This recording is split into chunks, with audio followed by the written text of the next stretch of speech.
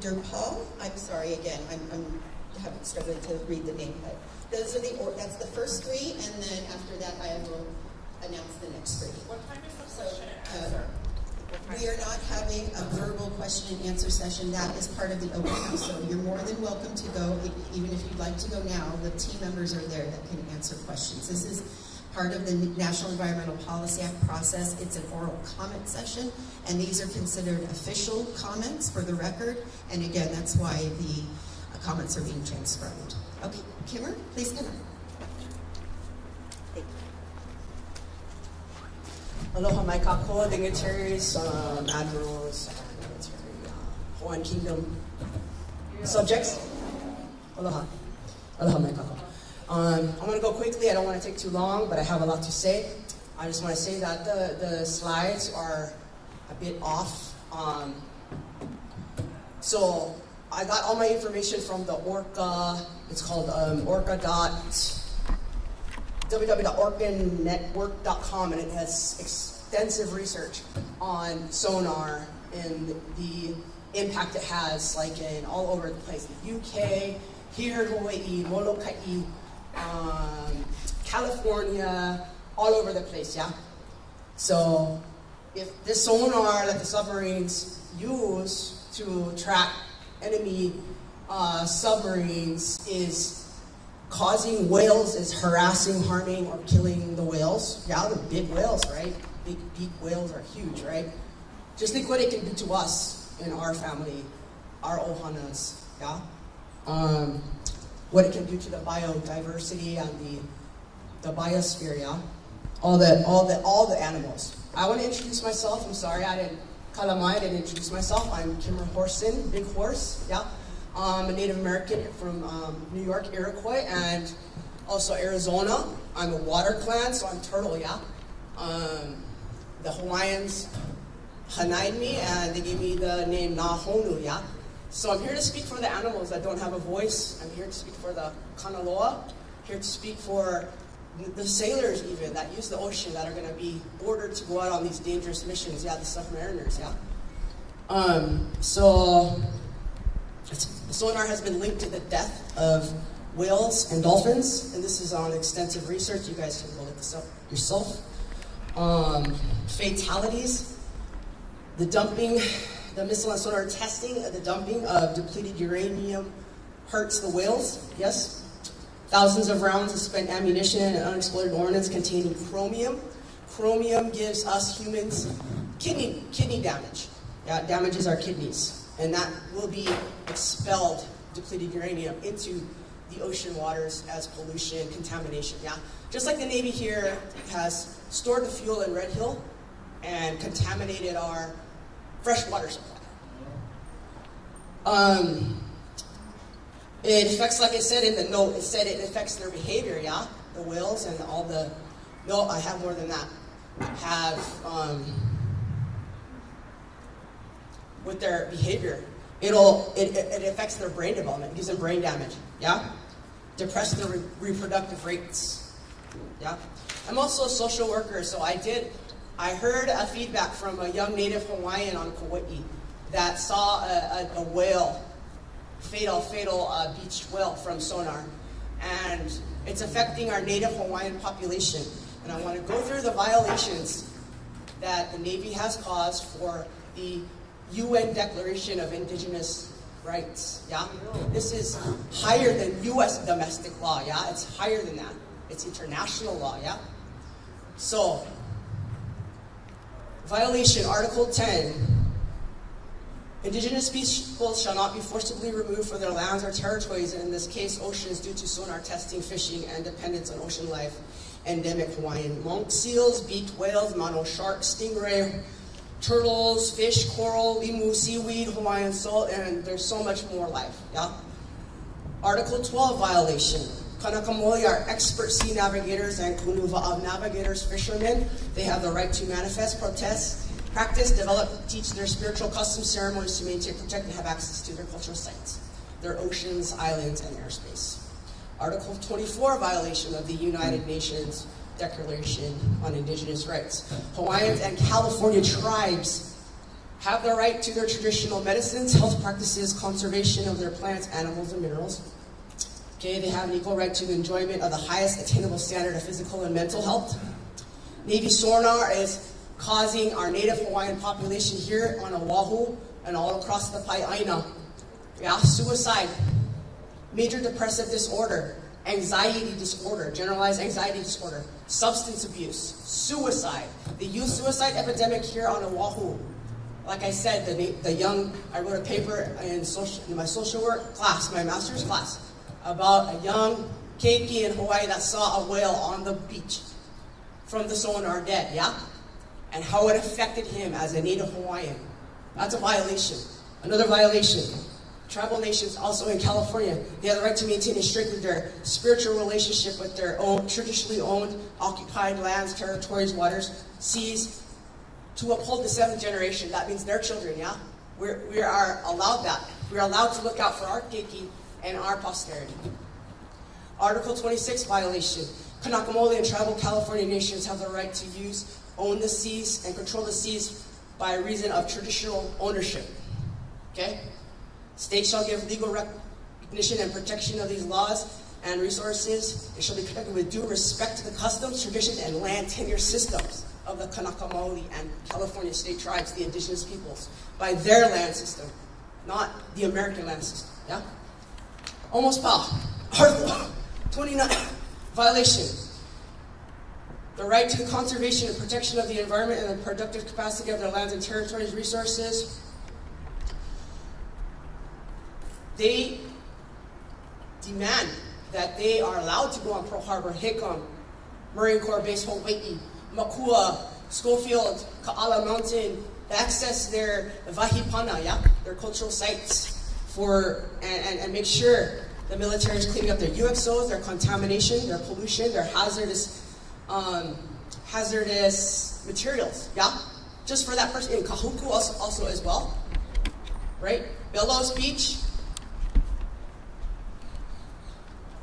Barking Sands, Pearl Harbor, all that. Pohakuloa, Big Island, two more violations, then I'm popping. The military, so what I'm proposing, I don't know if I think the military should demilitarize, yeah? That's the consensus of most indigenous populations. I'm not saying everybody, but the consensus is that we demilitarize, that this is not going anywhere. It's just war posturing and war games, yeah? That we shall undertake that through the procedures of their lands and territories that they be allowed to go onto the military bases and access their sacred cultural beliefs and practice their ceremonies and use the sites. Every Native Hawaiian should have access to the military installations. That is also a violation. Last violation. State shall provide effective mechanisms for just and effective redress of any activities, appropriate measures taken to mitigate environmental, economic, and social, cultural, or spiritual impact. Some of the other sicknesses that the whales have is decompression sickness, the bends. Yeah, they come up from the sound from the sonar, they come up to the top of the ocean, and they lose their hearing, they go deaf, and they get the bends. Yeah, deadly.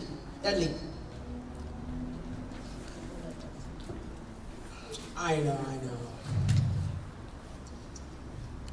But I'll make sure that all these facts get out there. Yeah, I will. I just want to say that a lot of whales have died. 630,000 off the coast of California, 650,000. Washington, Oregon, 140,000 here in Hawaii, 500,000 off Florida. All right. We're facing extinction. That's the note said it was not going to face extinction. It is. The whales are facing extinction. All right. So it's not correct. You guys aren't giving a correct report, and that's not pono. Or it's not integrity. I'm sure you would. But this is the Kingdom of Hawaii. You need to address your indigenous populations. You're violating international law if you do not. You're violating the United Nations Declaration on Indigenous Rights. Oni pa'a. Onipa! Aloha. Thank you for your comment. Our next commenter is David Hennessy Yeah. from On Earth Facebook. Justice. And then APEC. On Facebook? On YouTube, Facebook, APEC.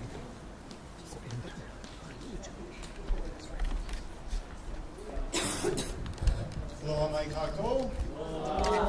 My name is David Henkin, Henkin, probably just my bad handwriting. Anyhow, I'm an attorney with Earth Justice here in Honolulu, Yo.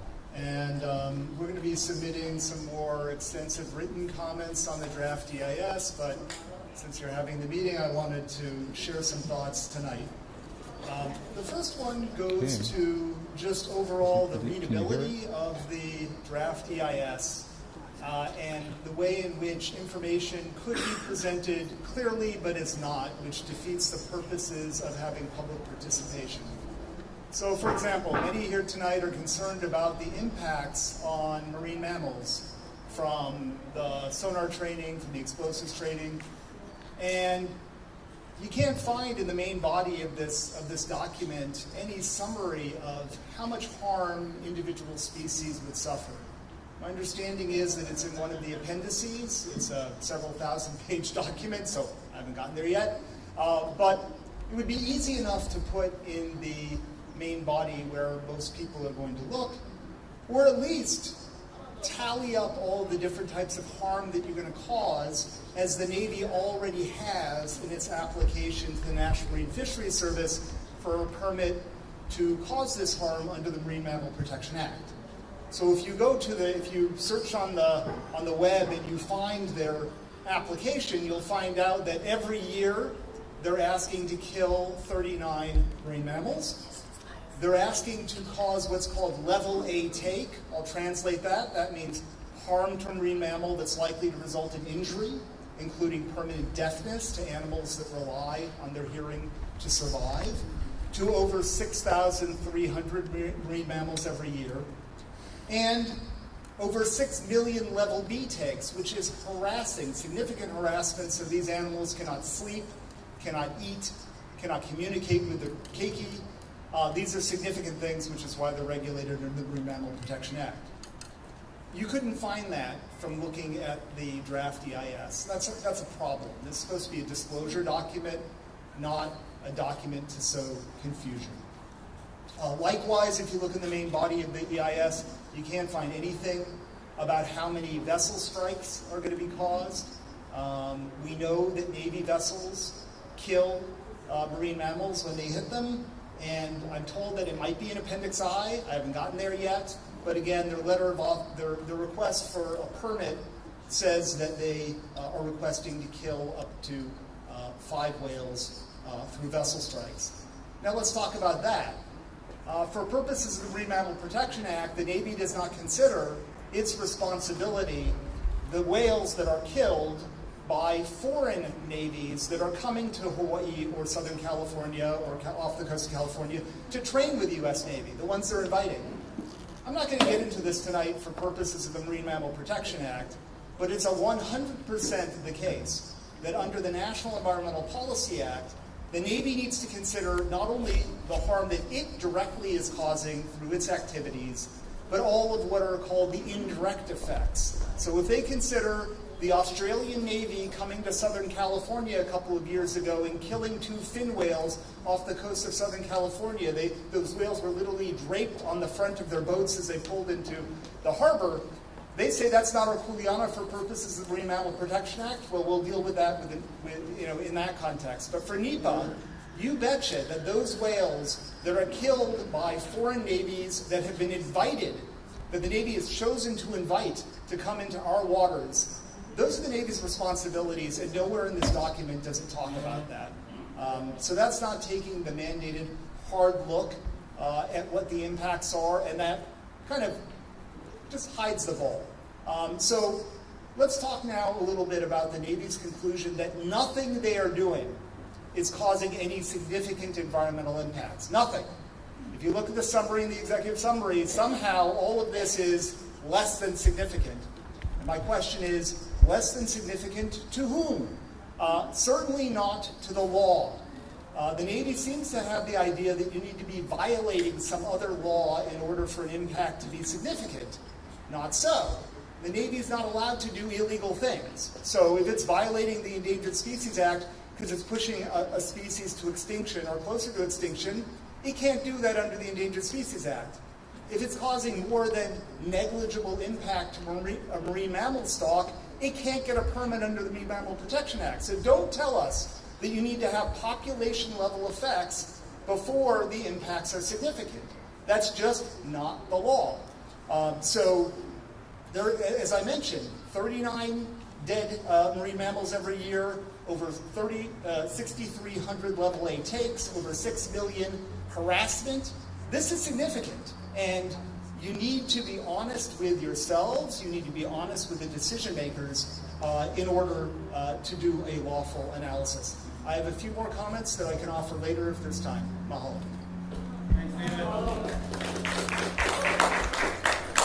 Thank you for your comment. Next is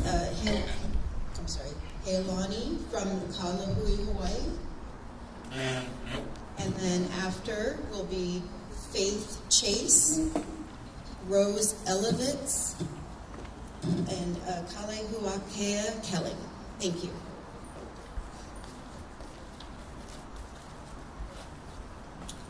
Okay, Helani Sonora Kale, Kanaka Maoli. I was born and raised here. My family lived here for 2,000 years. We traversed over the ocean to get here. We are very much connected to this land and the ocean as the indigenous peoples here. The mammals of the ocean are our relatives. We consider them part of our ohana. And watching this presentation, all I could think, is this a joke? Seriously, is this some kind of joke? The US military is the largest emitter of CO2 and polluter. The US military alone is one of the biggest drivers to climate change and rising seas that are resulting in the disappearing of our islands here in the Pacific. And yet, you folks have the nerve to come up here and talk about conservation and how you're going to protect and create these buffer zones for our relatives, the whales, the honu, the seal, so that you guys can practice blowing stuff up. And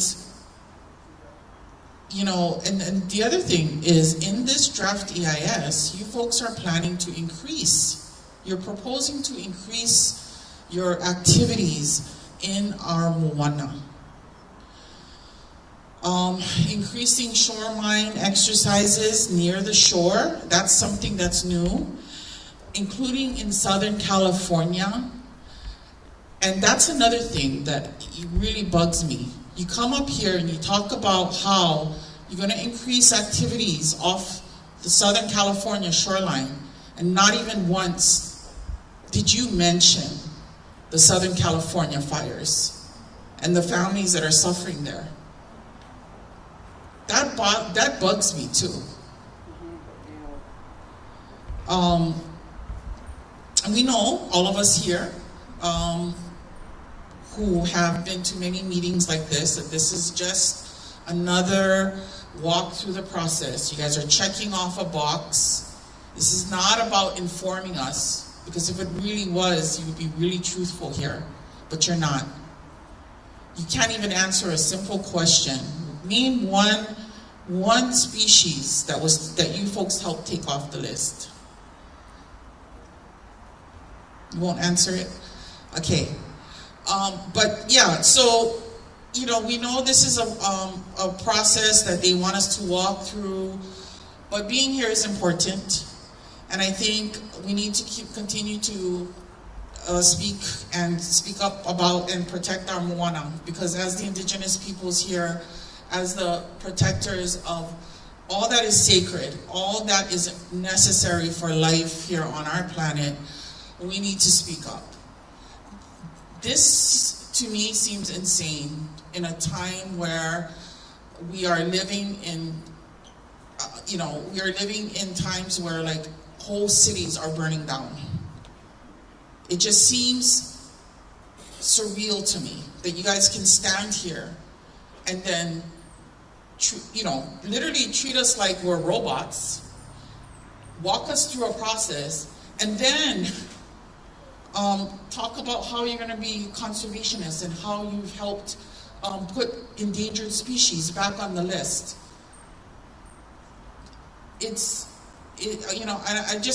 Everybody here needs to provide written testimony for the record. We need to continue to speak up. We need to continue to stand up and say something about this. Because it's not just about us as Kanaka anymore. It's not just about the indigenous peoples of this land. It's about all of us. It's about our survival here. I mean, they're increasing activities on our coral reefs. That's like the foundation of life on the planet. We need to, all of us, if you are a human being who breathes air and drinks water and lives on land, you need to speak up. We all need to start speaking up. This is insane. We're going in the wrong direction. Don't believe them when they say they're conservationists and that they're helping our environment. Don't. That's all I have to say. Mahalo.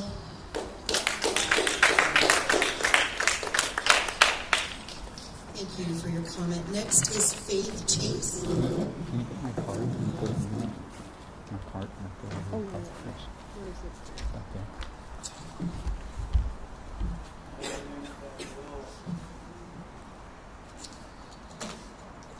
Thank you.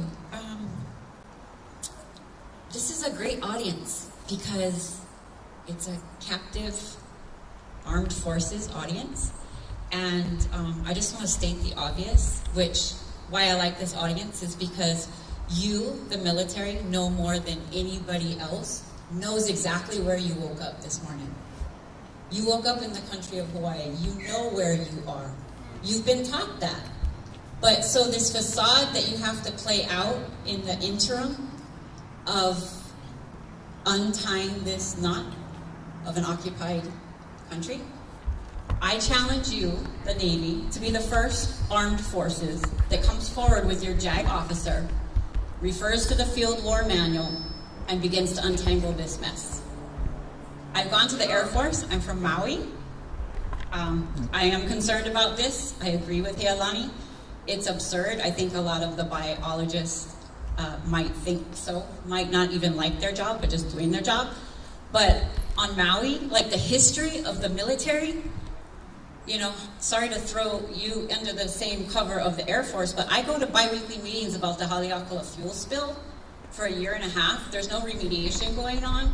I was raised on Maui. I watched Kaho'olawe be blow up, so bad record, the worst record.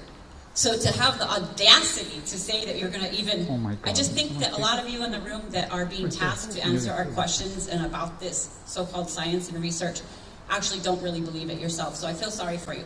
But I want to get back to, I challenge the Navy.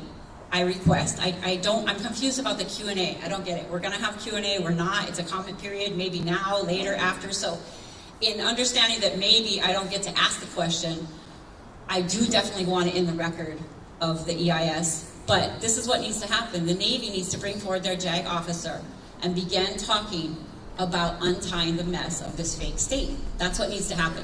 So I've asked the Air Force, maybe they'll come around, but why don't you guys be the first ones? As far as $20 million for biota, isn't there $890 billion invested in Hawaii alone in the military? I'm not impressed by 20 million at all. I'm a grant writer. That ain't nothing.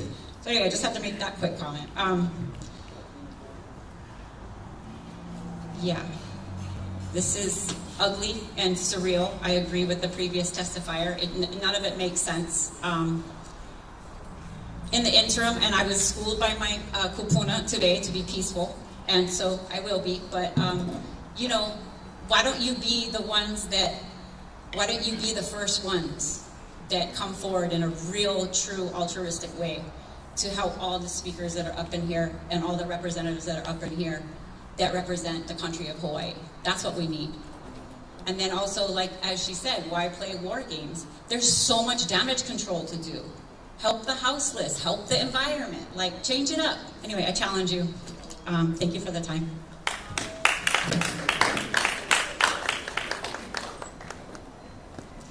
Thank you for your comment. Next is Rose Elevitz.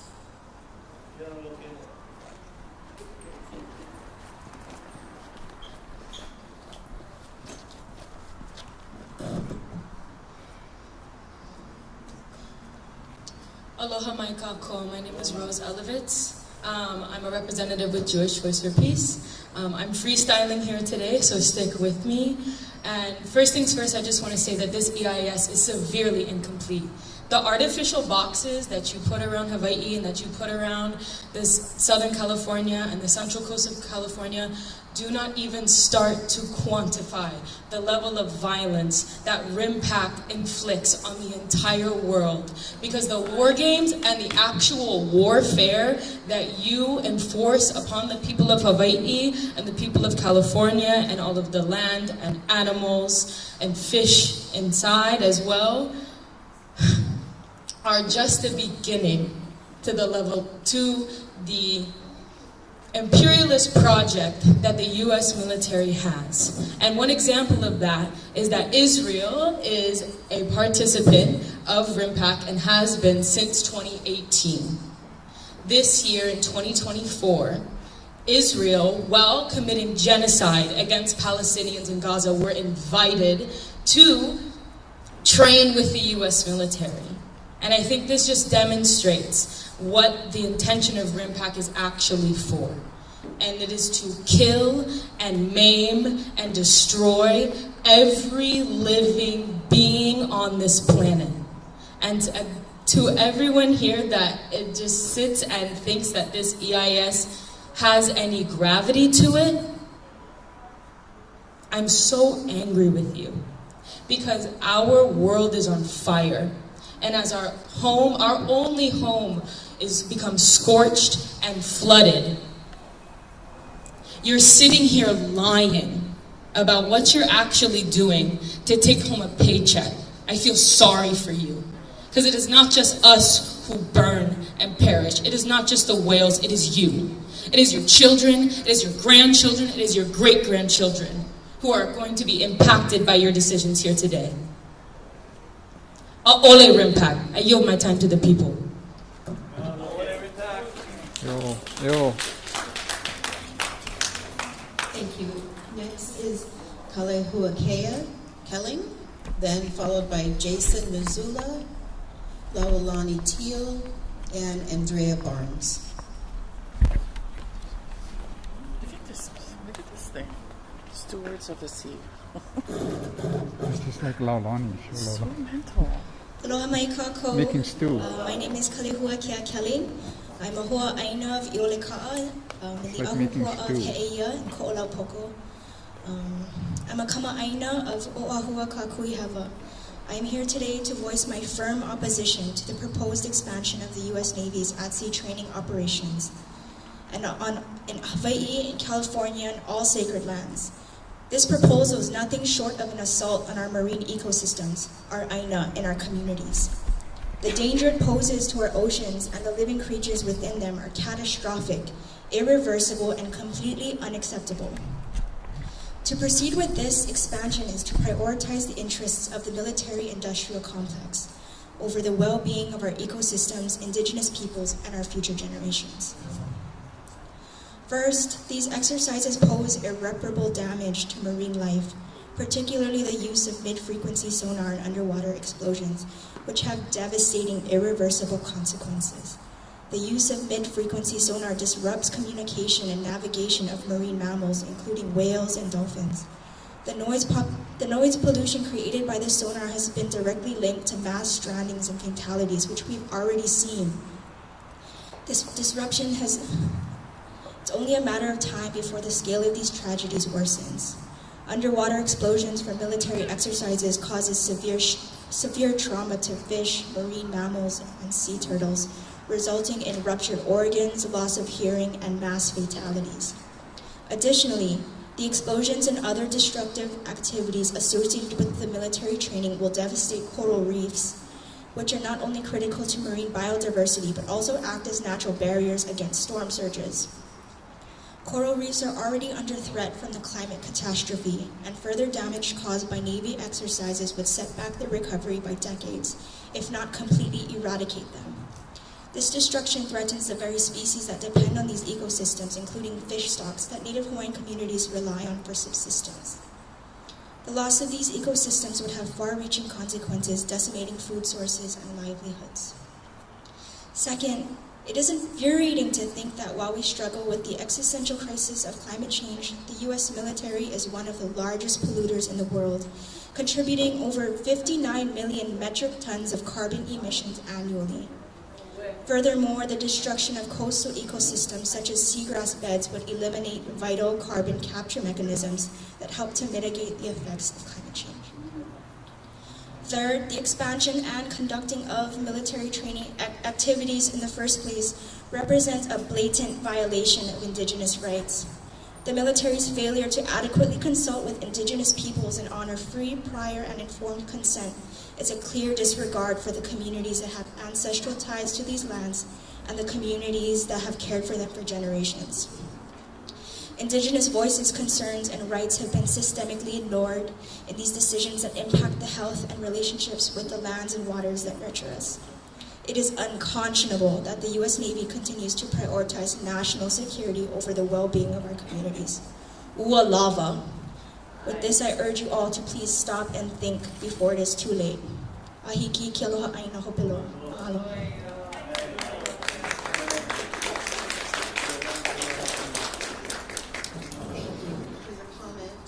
Next is Jason Missoula.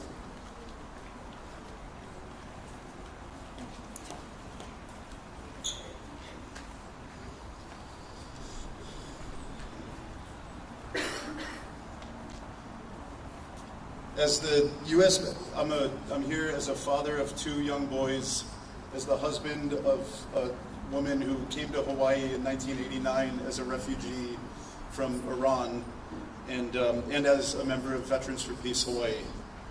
As the U.S. military seeks to expand its area of desecration, can they please first give a statement on the environmental impact they have had on the island of Kaho'olawe, or the impact on the tiny Kalapapa Peninsula on Molokai, which doubled as a hospital and a bombing range during World War II and is now littered with unexploded ordnance, just like many other places on other islands. Or the impact of the fuel oil spilled atop Haleakala, or the impact of the fuel oil leaking into Oahu's aquifer and God knows where else. Or the impact of the raw sewage dumped repeatedly into a harbor already filled with 8 decades of leaking oil.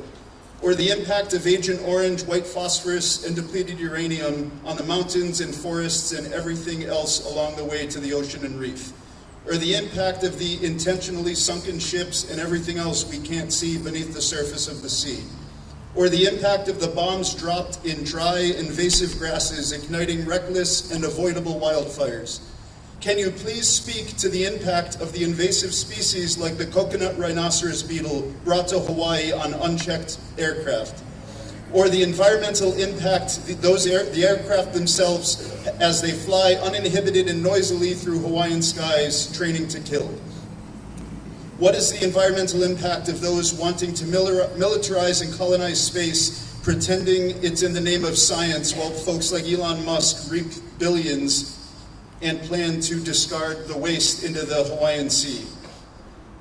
Can there be a statement on the human impact the military's basic housing allowance has had on Hawaii's housing market and on the native Hawaiians in particular, now the majority of whom live in the diaspora? Will there be a statement by the military about the violent crimes committed by its members stationed in Hawaii against local people, especially women and children? Has there been an environmental impact statement addressing the consistent target placed on Hawaii by the very presence of the U.S. military? Does the military have a statement about the impact they have had on Hawaii and on Kanaka Maoli since 1893 and the similarities between the audacity to request this expansion and the audacity of the sugar barons? Thank you.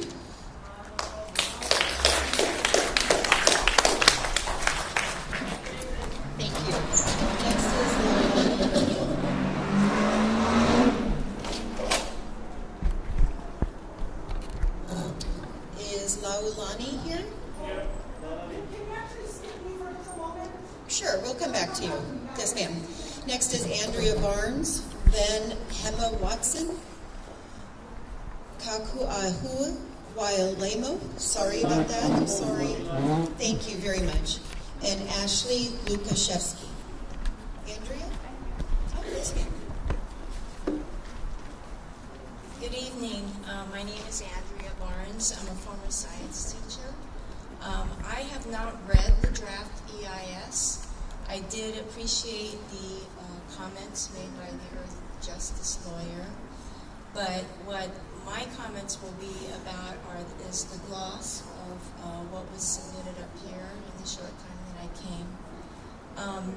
The vessel strike potential remains low according to the Navy. You can speak louder. I'm wondering why they're asking to increase that number of fatal whale strikes from 3 to 5 if the strike potential is low. And when they hit that number during a SINK-X or RIMPAC exercise, do they stop and everybody retreats and goes home? And how is it not possible for a vessel to be dragging a whale into port and not know that it's there? My second comment has to do with the temporary behavior changes during the exercises. How do they know about these? Have they studied it? They say they've done extensive studies. I'm a scuba diver, and I know that when I'm underwater, I get distracted by noises occurring from fighter jets, boats, and so on. For me, it's distracting, but I can imagine if you're a marine animal, it would be a potential loss of a food source, unable to hear an answering call or echo or response, may disrupt mating or nursing. And they also mention creating a safety zone around the explosive area. I'm wondering, how do they secure that area? Do they chase the animals out? How do they locate them? Do they have to use sonar to find them? These are the kind of questions that I have, and I hope they are addressed in the EIS, and if not, then I think it's a big failure to address the details that I and other people have been talking about. Thank you.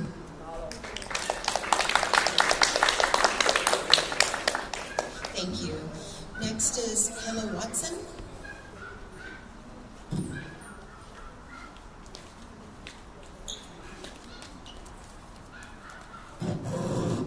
Hey, aloha. My name is Hema Watson. I have a couple of points. I don't have to read the whole EIS to notice. Just off of the pamphlet you guys give us, trying to inform us about this, it's super, super misleading. You guys analyze 3 different alternatives, and it makes it seem like it's super useful, but it's really not. The three alternatives you give us is you guys drop everything and stop, which I would love, but you're not gonna do, or would never want to do. The second alternative is you do exactly what you want to do right now, which is increase, but only marginally, or so you say. And the last one is go balls to the walls and do everything you want, which none of these are real options. Not one single alternative said, maybe we should have what we're doing. Maybe we should lower our take. Maybe we should restrict our zonage. No. It's either we do exactly what we want, do more than what we want, or do nothing at all. I don't understand how that can even be portrayed as real options. The second thing, cleanup. How can we guarantee, I mean, you guys can't guarantee, you guys have shown it in the past, but how can you guarantee to us, the public, that you're going to clean up what you're doing? Or are you just not going to do that? Are you going to drop bombs and then leave them? I've been on Koho'olawe, you guys done that before. Even though you guys were instructed to clean that up, there's still tons left. It is ridiculous to assume that me dropping bombs, exploding vessels, using depleted uranium and chemicals would somehow have no effect at all, when we can definitely see effects from halfway across the world. People's polluting can end up here, and yet your bomb does nothing. And you guys also want to tout that you guys are saving the wildlife. Mahalo for showing us the endangered species that have no longer been endangered. I'm super happy about that. But I'm not really sure that's because of military action. You're still bombing. Bombing, it's not like, if there's a construction crew across my house and they do a little bit less construction, it's still construction.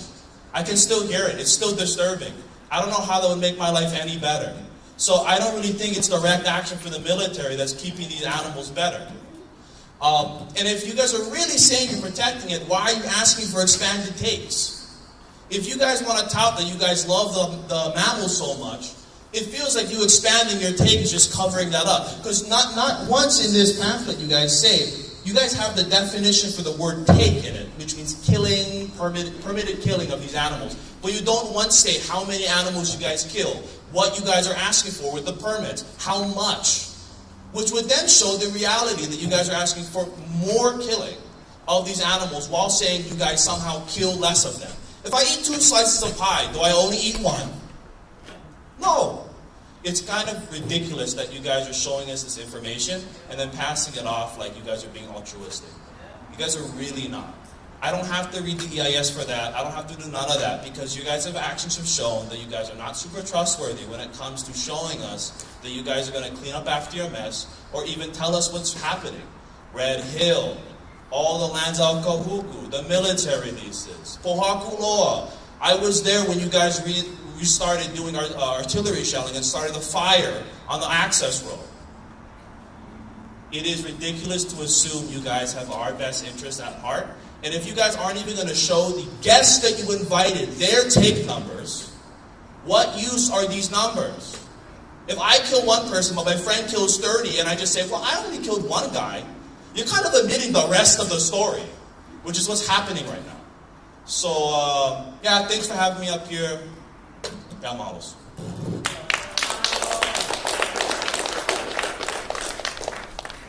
Thank you. I'm going to charge my phone, so maybe I'll go a little bit further. Okay, yes. Okay. So next is Kauai. Thank you. I'm so sorry.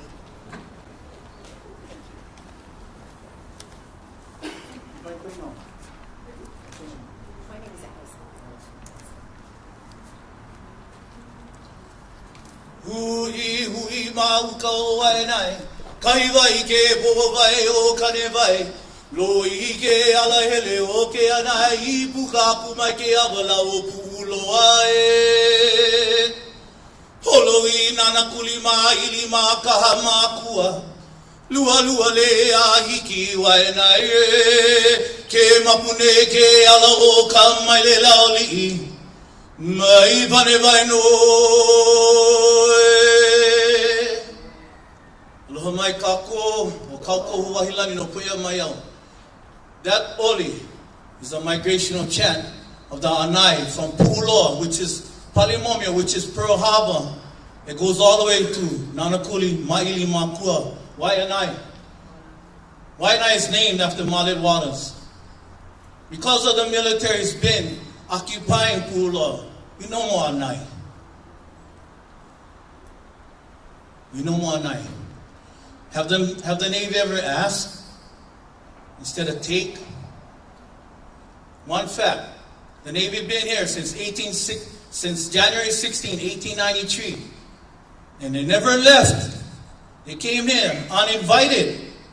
That's right, you guys. You guys came here uninvited to our country, the Hawaiian Kingdom, and never left. What you guys leave? You guys leave us destruction and misery. The biggest aquifer is freaking Trenton. And by the way, I against RIMPAC. Now we get koholas, right? All in danger. The Nai'a, right? The Honu. Kanaloa is desecrated. You guys going, brother, you in the Navy? Have you ever dived inside Pu'uloa? But the waters over there still get oil leaking from freaking 1941. from the ships on the Missouri. When is enough, Līhue, Hawaii. Same like my Tita Helani said. This is our Aina. My kupuna has been here from time immemorial, same as Helani. But so has many other ethnicities that came to our country and they went show allegiance, and their mo'opuna, they still here. All the top brass in every department in the military, they cycle out. I sit on the Y9 neighborhood board 10 years. And in that 10 years, seven majors we deal with, or 7 colonels. Because it's strategic. Everything you guys got to think now, the military, everything they do is strategic. This is all fluff. You guys get to go. If something was to happen over here, you guys get to go back to the U.S. continent. And by the way, this is our mainland, everybody. This is our mainland. That mainland we was referred to when we was growing up as denationalized, or pledge allegiance every day. Not anymore. Because as a Kanako Iwi, or as Napoe o Hawaii, who truly love Hawaii, this is our mainland. Okay, so start saying that. Military, you guys right? You guys freaking cycle out. But when the shit hit the ceiling, but you guys can jet, but yet, me, I ain't going anywhere. My genealogy predates the first Kanaka that came here from Lahiki, or even before that. Kiaku and give our kupuna, the Ike and Mekanawa, and the confidence will traverse the largest ocean on the planet. Who come to the most isolated islands in the middle of the largest ocean and thrive. Thrive for thousands and thousands of years. And one day in 1778, you guys know the narrative, Captain Crook came here. And ever since after that, shit went hit the ceiling for everybody in Hawaii. Well, not everybody, but mostly for us as Kanako Iwi. I love every ethnicity. We no more pilikia unless you bleed green, then we get pilikia. But for us as First People, Kanako Iwi, we're on the bottom of everything from socially, economically.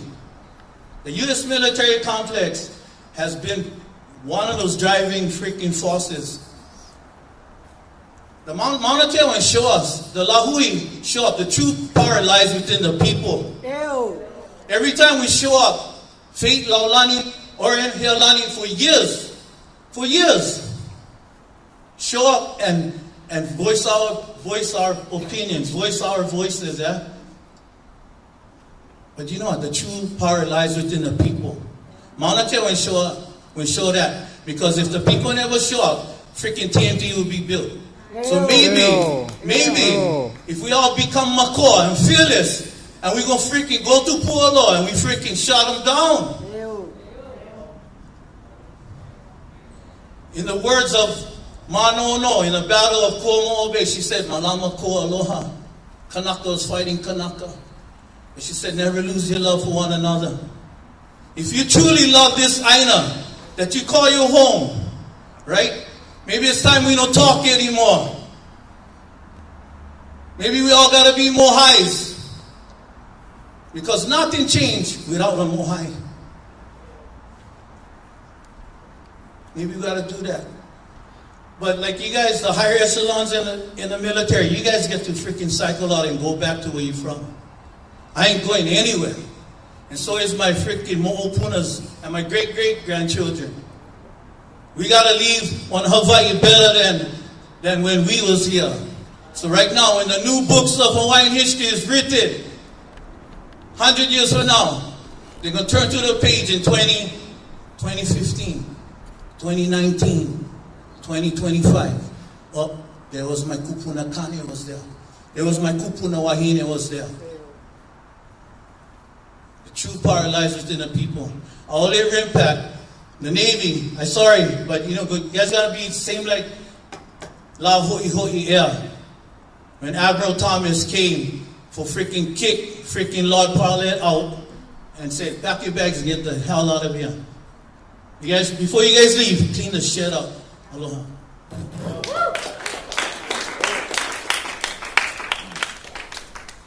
Thank you for your comment. Next is Ashley.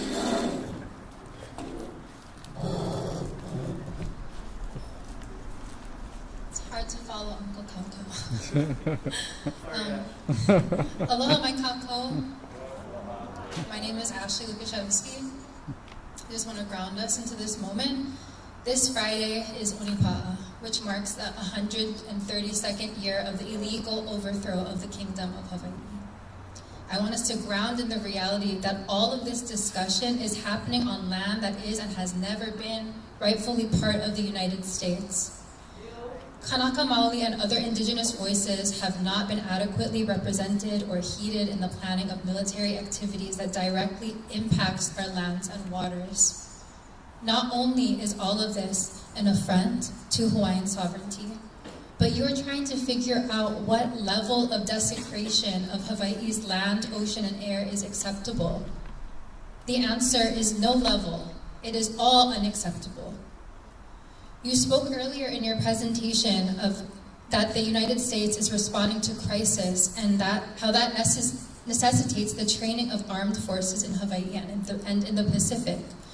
The only reason that you find this necessary is because of the way that the United States, in its constant quest for power and domination, provokes nations and militaries around the world, and in doing so, needs to continue to grow and exacerbate its power. But when does it end? How much of our world needs to be bombed? How many people need to be murdered by the United States military? I know that the majority of people here who aren't speaking out in opposition are employed by the United States Armed Forces or Navy. I actually don't blame you because I know that you want to provide a life for yourselves and your families. But I ask for you to please consider what kind of legacy you are leaving. Are you leaving one that perpetuates an unrestrained need for power through violence, a violence that will kill your children's future too? Or are you leaving one where you support a divestment from the militarization of our land and clean air and water and a future for your own children? What kind of world do you want to leave for your own descendants? I ask you to please look into your hearts and think about your complicity in a system that is built for nothing but death. The speaker mentioned that your studies don't show population level impacts on oceanic species. But do your studies account for the climate crisis that we are currently in? The immense effect that the United States military's bombs, explosive, and ammunition have on our rapidly heating planet, from the Pacific here to Palestine. How can you say that beyond the effects of sonar and bombing the ocean floor, detonating bombs and chemicals for years to come with no end will not lead to larger environmental calamities? We are seeing the result right now of our climate crisis that's been exacerbated by the U.S. military. We're seeing it here, and we're seeing it in the rapidly growing wildfires in Southern California. There just is no protecting the environment while continuing this training. The only solution is a demilitarized Hawaii. Thank you.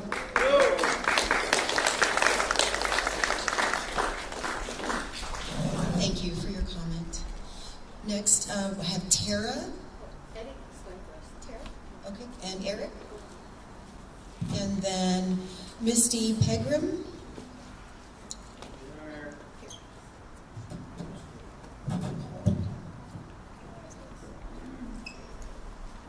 Aloha, my name is Sadiq Blanco. I'm here to stand up for the ocean, the sky, and all the incredible creatures that live in them. From the Hawaiian green sea turtles and monk seals near our islands to the whales, dolphins, and birds that travel the Pacific from Hawaii to California. The military is conducting training between Hawaii and California using warplanes, explosives, and other equipments. They say they'll try not to harm marine life, but how can that be true if their activities are so loud and destructive? These actions are already causing harm. 1. Extreme noise and explosions. The loud sounds from warplanes and explosives travel far underwater and in the air. Whales, dolphins, and turtles rely on sound to navigate and communicate. These noises confuse and stress them, making it hard for them to survive. For birds like the albatross and shearwater that fly thousands of miles between Hawaii and California, warplanes can disrupt their migration. Birds may abandon nests or use up the energy they need to survive, all because of these military activities. 2. Destroying their homes. The military is damaging coral reefs near Hawaii and kelp forests off California. These places are homes for fish, turtles, and birds that depend on the ocean for food. When the military harms these habitats, they harm entire ecosystems. 3. Breaking the law. The military says they're careful, but their actions are violating the environment and putting endangered animals like the Hawaiian monk seal and migratory birds at greater risk. Laws like the Marine Mammal Protection Act and Endangered Species Act are supposed to protect these creatures, but yet these activities continue to harm them. 4. Polluting our ocean and sky. Warplanes release harmful chemicals and fuel which can poison the water and air. The animals and people who depend on a clean ocean are left to deal with the consequences, even though we didn't cause the problem. We need to demand the military to stop causing harm and start protecting what's left of our environment. The ocean and sky don't belong to the military, they belong to all of us, including the animals that live there. If they continue these harmful practices, we'll lose species that are already struggling to survive, like the Hawaiian monk seal and many migratory birds. Mahalo for listening, and I urge you to take action to protect these creatures and habitats that cannot protect themselves. Let's make sure the Pacific stays a safe home for future generations, not a place of destruction. Mahalo.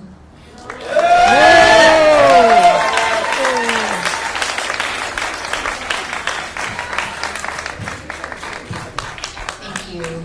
Next we have Eric. That's Eddie. Oh, that's Eddie. Okay, I'm sorry. Aloha. Before I begin, again, you know what you're doing. So this is not part of my testimony yet, with the 3-minute testimony, and I didn't ask for permission. Does that sound familiar? But I wanted just to bring this and to point out the irony of this. These are our team's ground rules for meeting conduct. We ask for the same courtesies from those in attendance. Be respectful and courteous, etc., etc., etc. Just a simple act. Did you all ask for permission to come? Are you guys giving the same courtesy? What's the point of having rules and having this supposed EIS if it's just fluff? It means nothing. So I'm going to start my testimony now, and I hope I'm not saying 30 seconds. I did time it for 3 minutes, but again, that is unlawful. Yeah, it's unlawful, and that's just really not necessary. So I want to start off with this. Wait 1 moment. So I'm here, of course, to strongly oppose the Navy's proposal to extend the training between Hawaii and California using explosives and sonar. And again, let me make this clear. The effects you have caused and will continue to inflict are harmful, disruptive, and unacceptable. And it seems that the best way to learn is when you have to go through it yourself.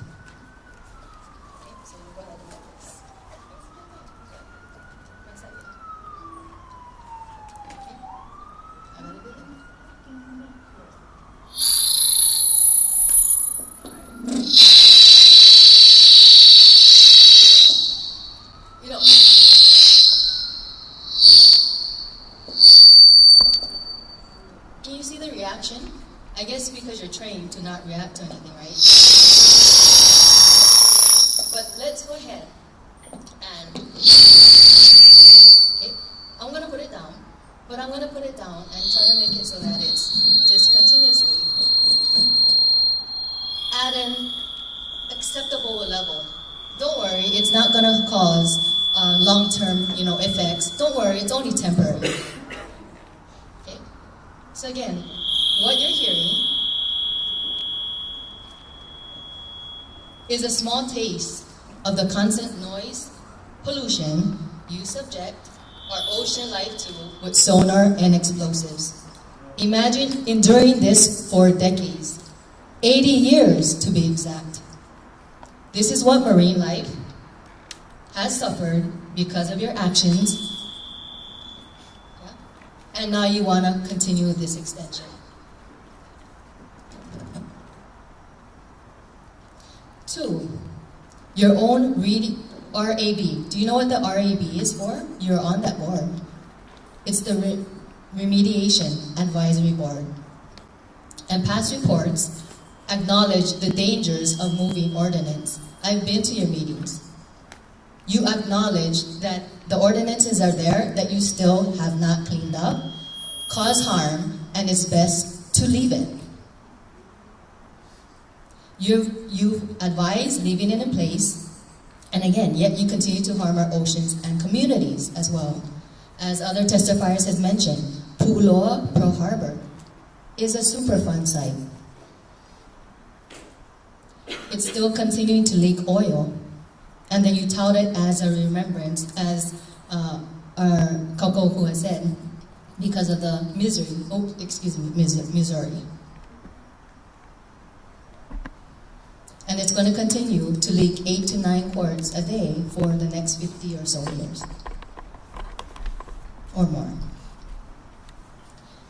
Right now, in Pu'uloa Beach Park, Pearl Harbor, Pu'uloa, the Marines, another extension of the military, have their shooting range. And right now, we're still dealing with the lead contamination that the casings in the ocean cause. They didn't show up to this past Eva Beach neighborhood board meeting at all. We've been dealing with this for 2 years. There's been no action taken. After 2 years, they finally agreed to do a study. They haven't released the information yet, and they didn't show up. It's still there. Lead contamination in our beach. Kaneohe Bay and the ocean around there has ordinance, and there was a contraption trying to be built to pick up these ordinance, but yet they acknowledge the dangers of it and also the continuous contamination. It's all over the island, all over in our ocean. You know the effects of these practices, and yet you continue. This negligence not only poisons our waters, but also directly impacts marine life, ecosystems, the limu, the coral, and the health of our people. Let's also just go over this, trust. The Navy has a track record of failing to clean up its messes. Makua, Pohakuloa, ordered by the Supreme Court to clean up. Have you cleaned it up? No. Kaho'olave, you're supposed to clean it up. Have you cleaned it up? No, not completely. Leave Kaula alone. And Red Hill, did you all know that through the open house that the land lease is separate from the Red Hill remediation? And in their open house poster board like this, that's how I found out, it says 2031 plus. That the Navy plans to be here as long as it takes to clean up. Are they cleaning up fast enough? Are they even showing up to the meetings? Are they even providing water to their own affected family members? No. That's an example of what they continue to do. So again, these are all contaminated, desecrated, and abandoned without proper remediation. You haven't even completed your work at Red Hill, where our aquifer remains at risk. You want permission to cause more harm, and now to our kai, our ocean. This pattern of irresponsibility and inaction is unacceptable. Your use of explosives and sonar violates cultural, environmental, and public trust principles. The harm to marine life, from whales to limu beds, directly impacts the people of Hawaii, who depend on these ecosystems for subsistence, culture, and survival. These practices perpetuate the colonial exploitation of our Aina and Kai, which you continue to treat as expendable. We know that you will argue that training is essential, but how can you justify asking for more when you cannot even clean up what you've already destroyed? Your actions have far-reaching and irreversible consequences for our lands and waters, and your claims of mitigation do not align with the reality we face. So again, let me make this clear. Your actions perpetuate colonial exploitation. Yeah. We say no to your request. Option number 1, no action is the only acceptable path forward. clean up your contamination everywhere. Pu'uloa, makua, pohakuloa, kaho'olawe, again, leave ka'ola alone, and kapuhukaki, Red Hill. And everywhere you've left destruction. Stop poisoning in our water, killing marine life, and endangering the health of our communities. You are on notice. These lands and waters are protected under Hawaii Kingdom Law, the Hawaii State Constitution, and international law. Any further harm will be met with community resistance and legal action. Clean up first, fulfill your obligations, and stop asking for more. The answer is no. Should I leave this on? Wasn't that a nice break from it? Wouldn't you like a nice break? Or should I leave this on to mimic what your explosives and sonar will be doing? If there's no answer, I'll just take that as a... I'll just take it as a... We'll just keep going then.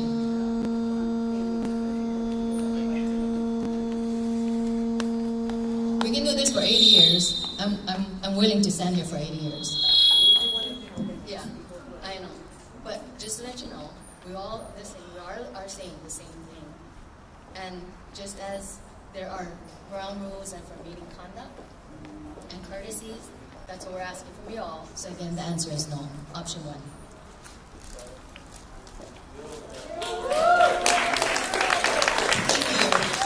So next we have Misty Pegram, and then Makame Cassandra Gross, followed by Lena Pahia and Baron Chun.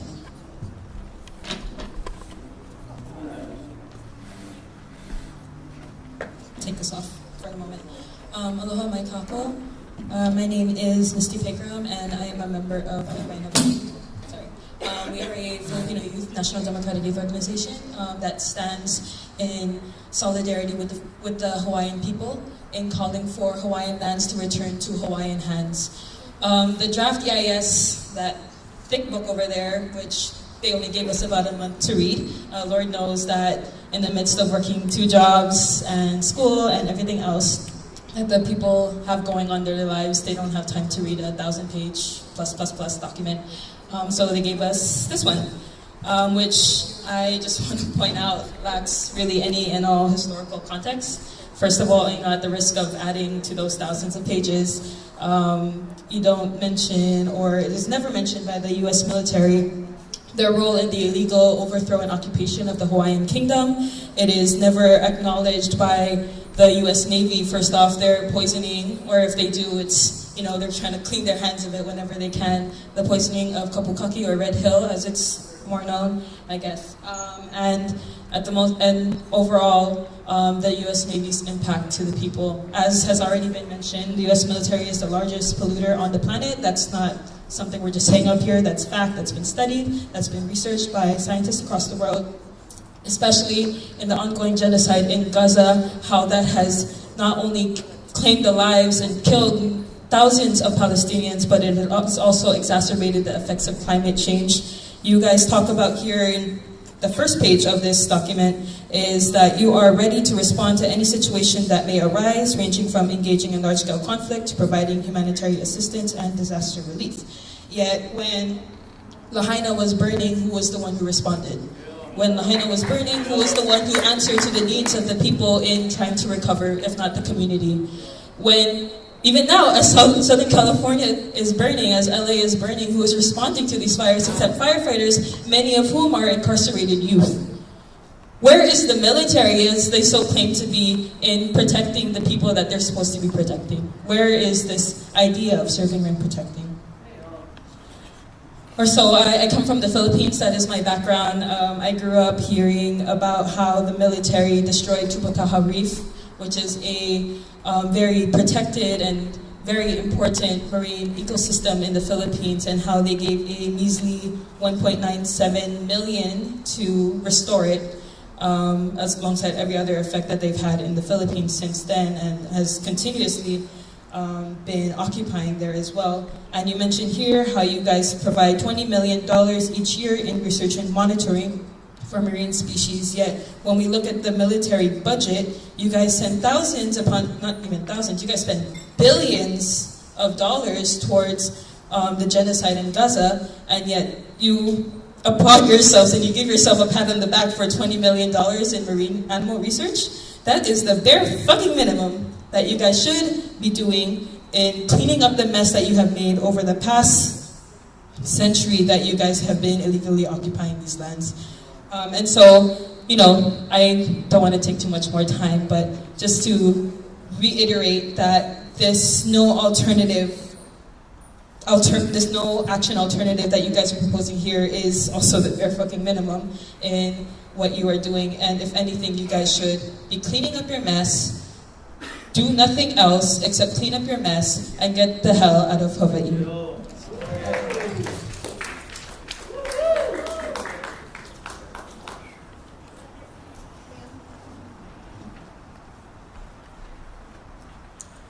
Okay, next is Makame Cassandra Gross.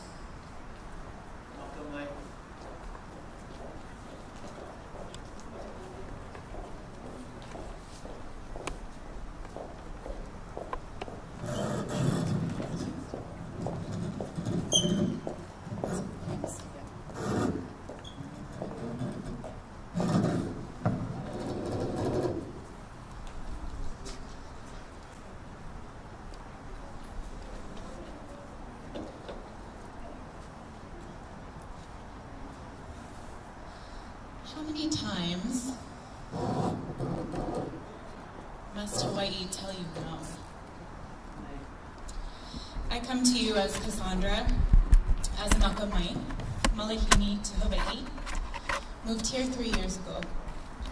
You have been uninvited guests, as I was, frankly, on this land for how many years? How many years?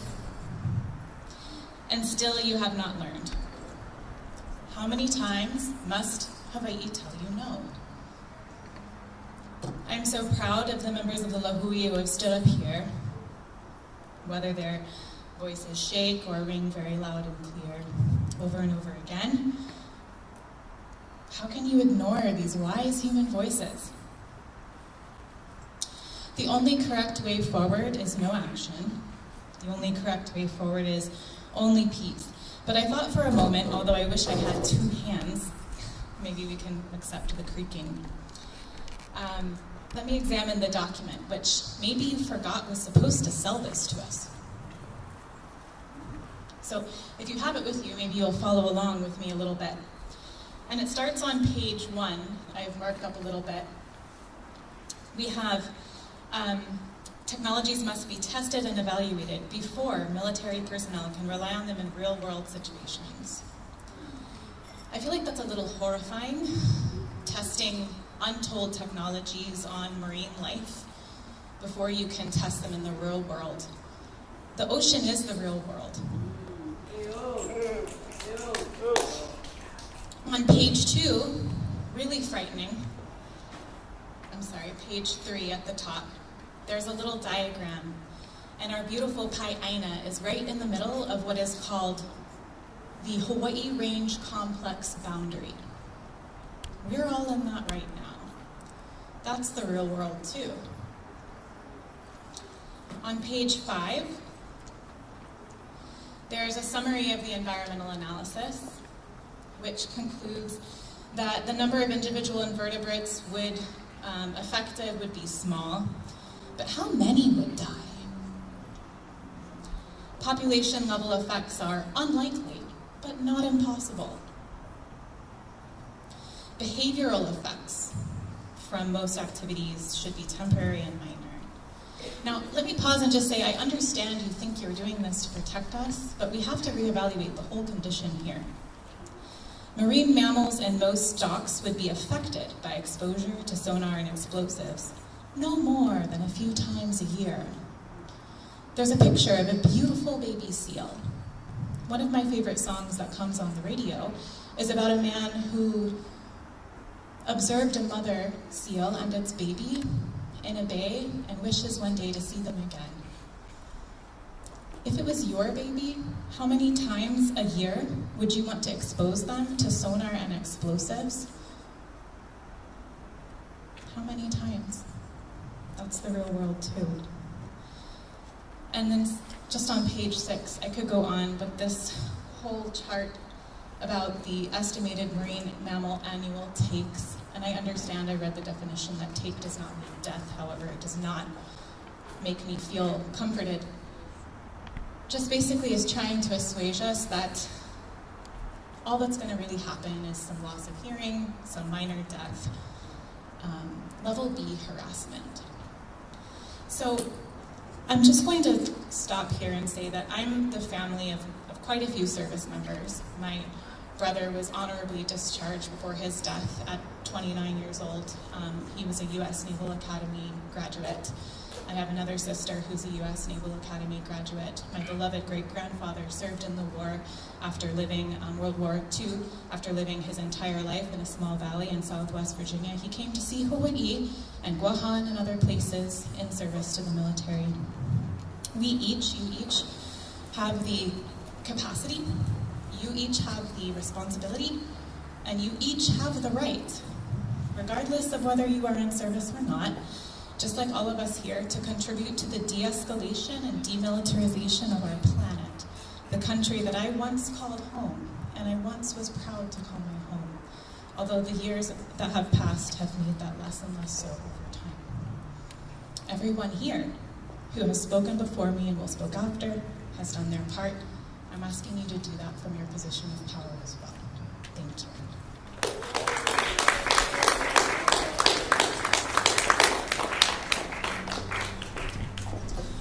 We have 3 more commenters, Lena Pahia, Baron Chun, and last is Laulani Teal.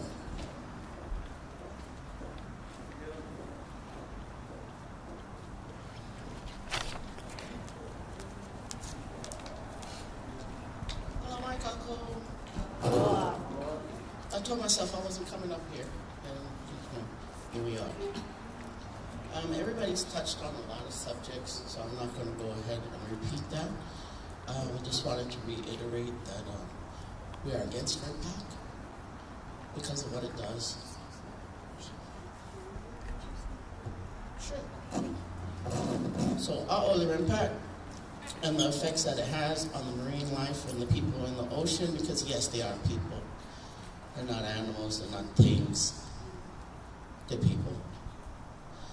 I'm going to jump around a little bit. Why demilitarize? You guys aren't very good guests. You make a mess, you leave it. You want some more, you make another mess, you leave it. I have a shirt on. I represent PKO when I'm in Kaho'olawe. People have mentioned her, that there's still ordinances on her that you have not cleaned up, but they have not said that you broke the water table. She can no longer hold water. So there is no way that we can ever go back to her. But you want us to give you more land? Aole. All right, so everybody's talking about the effects on wildlife, and yes, there is an effect on wildlife. We kilo here after you guys leave after your 2 years, and 6 to 7 months after you guys leave, we clean up your mess. We reroute the babies that come on the beach. They're no more mamas. We watch them die. We bury them.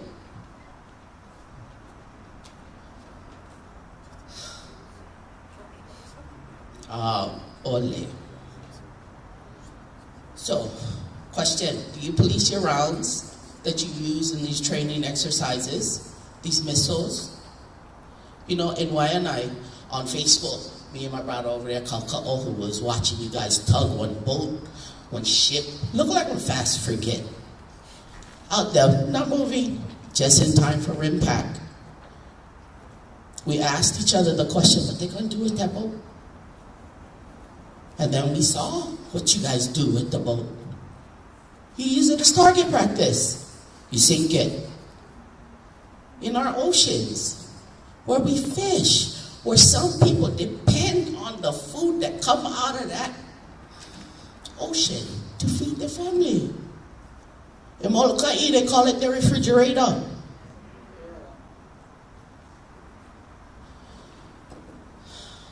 understand training.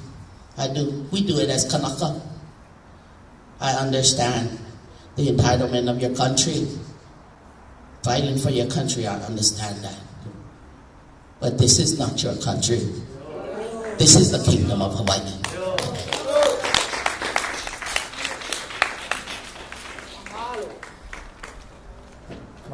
Next is Baron. We did have a couple more people turn in a card, so we have 5 more, and that we'll call that. So I'll just say Ahupua, then Laulani, and then I'm having a hard time reading this. I think it's Shar Kahumoka. I apologize for that. And then Manuel and Nani. And you still wanted to go last? Yeah, you go.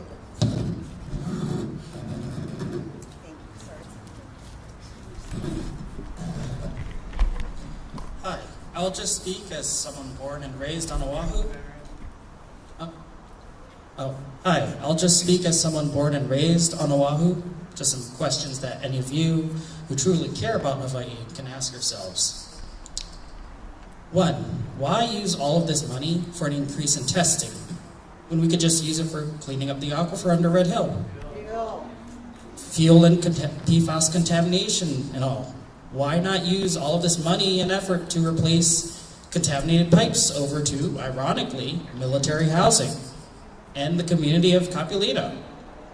Why not use all that money to clean up Makua, Pu'uloa, Flint, Michigan, East Palestine? Give people the money to rebuild communities in Lahaina, in LA? Why on blowing stuff up? 2, why should we support an increase in testing when we know all of this just goes towards practicing the unwanted intervention and murder of people across the globe? That's what your security issue comes from. I've seen a man being crushed alive by a tank, the mangled corpse of a girl hanging from a building, a child with their skull cracked open, a father carrying pieces of his children in shopping bags. Where did those bombs come from? What do you think Palestine is? How do you think this makes people see the U.S.? Maybe stop all that and you won't need these exercises. And I say this to you, especially those of you in the military. I don't fault you if you've joined thinking that you'd be defending people, or if you've joined because you're struggling to make a living. I know it's hard. All I did was just learn a bit of history about Hawaii, where I live. I learned to see the world from other perspectives. Aaron Bushnell did. You can too. So I'm just strongly opposed to this foreign ask to increase training and testing in Hawaii. It does not belong here. That's all. Thank you.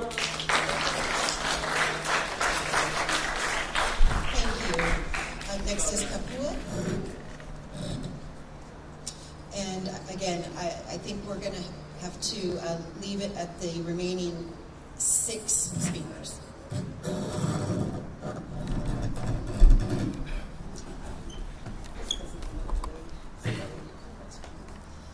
Aloha ahiahi, o au katoa kili ikoa ka mai, no ka Aina ho pula pula, ka awawa wainai mai au.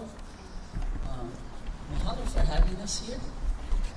Although I think the bulk of us know that this is a farce, that we are just walking through the motions, taking the steps. You know, You need to charge up changes that batteries over there. needed. There's so much going on in this world that we as individuals, in our own small little ways, can make that change. And the alternative that I did not see in the packet was the reduced action, was the stop the action, which many of my Kanaka Ohana have already shared. Because there is so much destruction, not only that America inflicts upon others, but the threat of destruction that America inflicts upon others.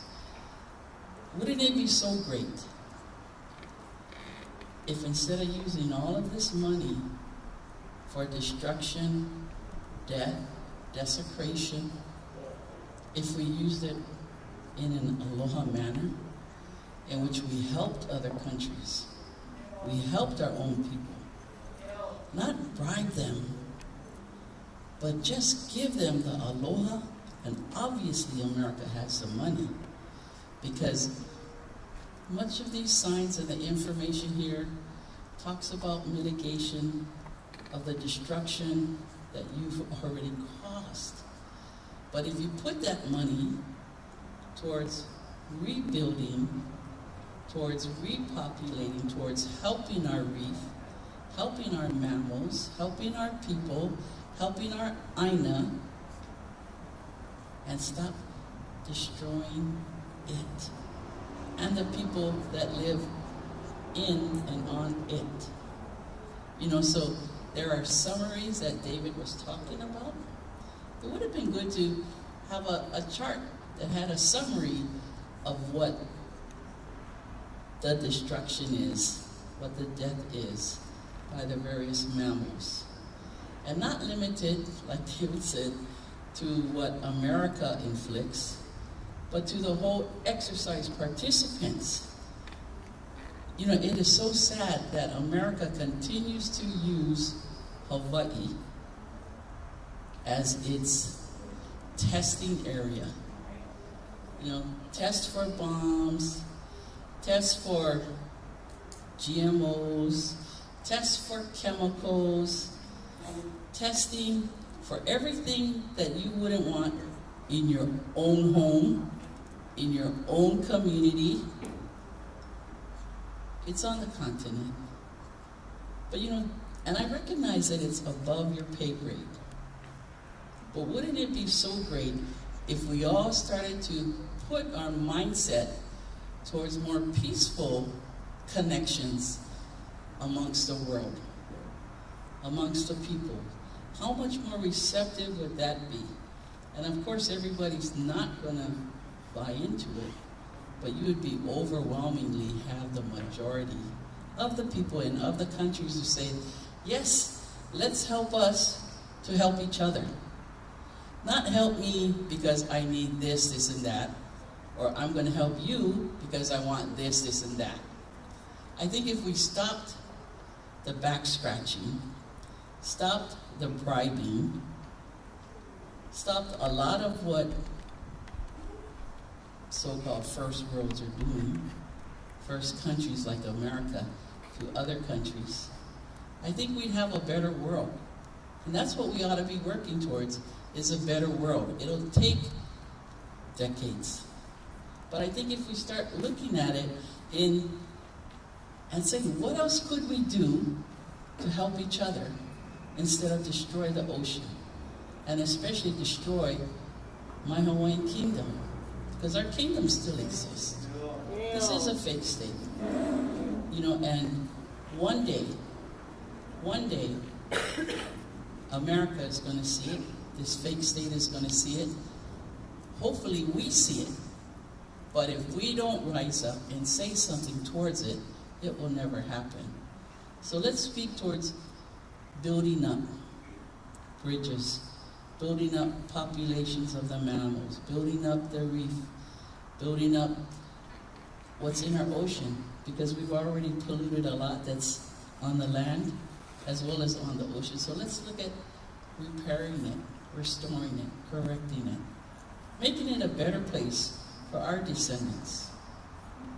Because what you don't want in your yard, in your ocean, in your lake, in your river, in your stream, we don't want it here either. Mahalo.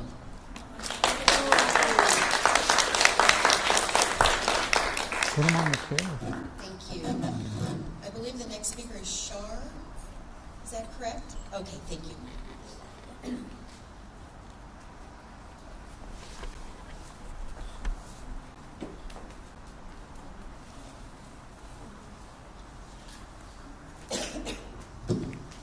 Aloha, everyone. Thank you for allowing our Native people to have a voice, to speak. and I pray that it doesn't go unheard.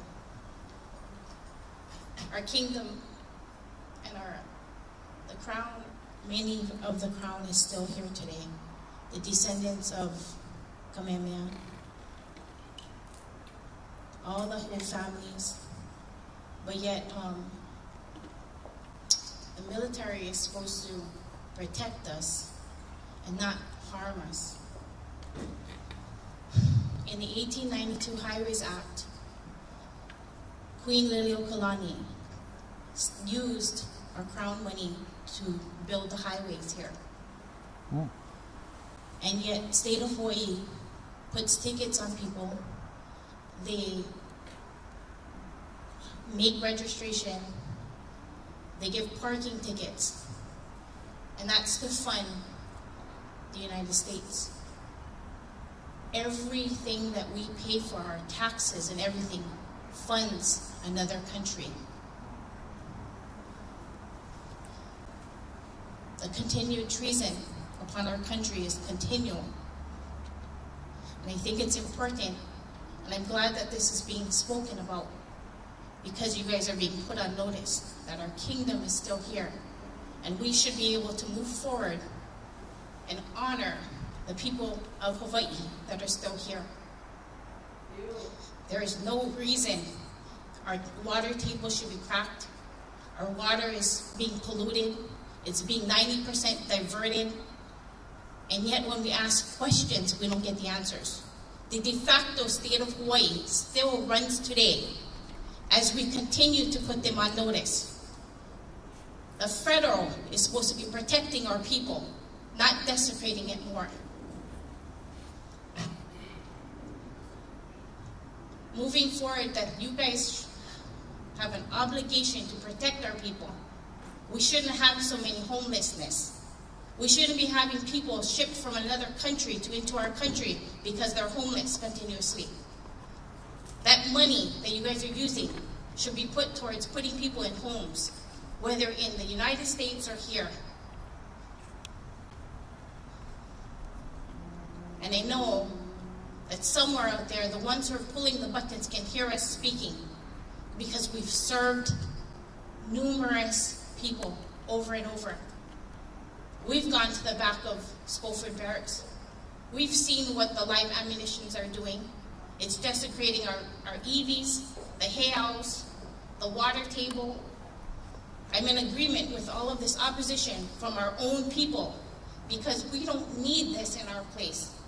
We do not need more military. Our country was a peaceful country that didn't even need a passport to go to other countries. Look at the ratings that we had beforehand.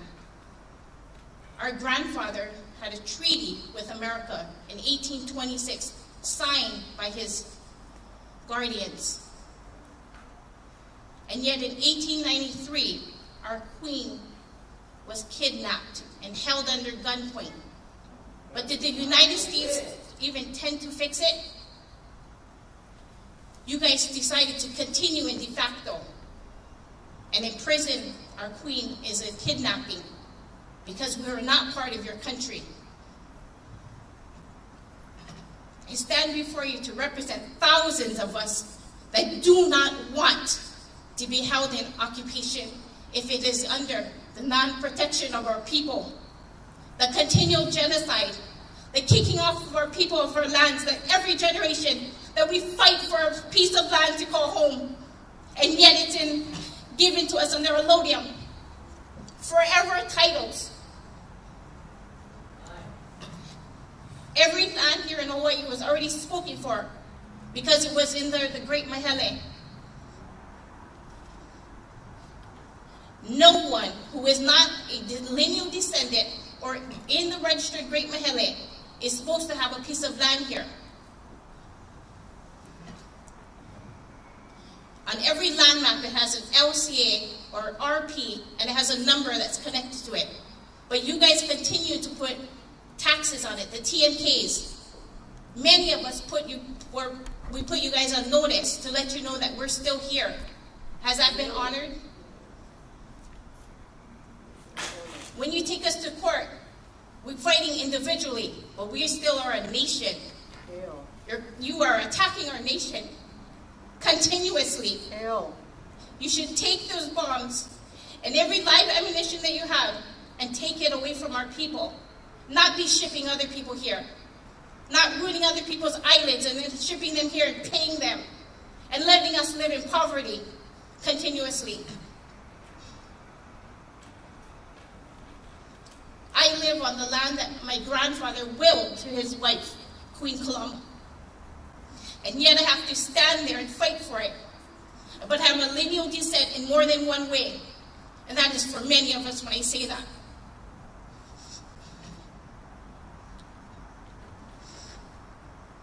The pain that our kupunas have suffered, years and years of the